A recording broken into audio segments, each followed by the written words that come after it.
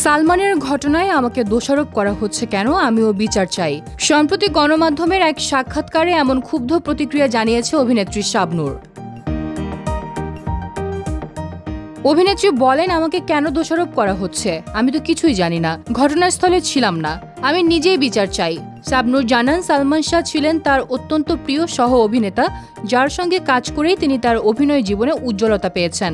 আমাদের জুটির সাফল্য অনেকের ঈর্ষার কারণ হয়েছিল, কিন্তু তার মৃত্যুর পর উদ্দেশ্যমূলকভাবে আমার সঙ্গে সম্পর্ক জড়িয়ে নানা গুজব ছড়ানো হয়। এদিকে আদালত সালমান শাহের ঘটনাকে হত্যা মামলা হিসেবে তদন্তের নির্দেশ দিয়েছেন। মামলায় সালমানের স্ত্রী সামিরা, ব্যবসায়ী আজিজ মোহাম্মদ ভাই, ডন সহ 11 জনকে আসামি করা হয়েছে এবং তাদের দেশ ত্যাগে নিষেধাজ্ঞা জারি করা হয়েছে।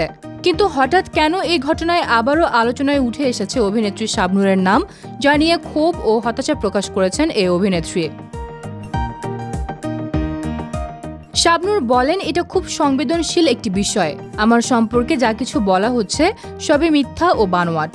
কেন এখনো আমাকে এই ঘটনায় টেনে আনা হচ্ছে বুঝতে পারি না। তিনি আরও জানান, ঘটনার আগের দিনও সালমান ও তার স্ত্রী সামিরা একসঙ্গে আনন্দে সময় কাটাচ্ছিলেন। ওরা ডাবিং থিয়েটার থেকে হাসতে হাসতে বের হয়েছিল, এটা অনেকেই দেখেছেন। সালমানের স্ত্রীর বিভিন্ন সময়ের সাক্ষাৎকারের কথা উল্লেখ করে শাবনূর বলেন, আমি শুনেছি সামিরার আগের সাক্ষাৎকারগুলোতেও অনেক অসঙ্গতি ছিল।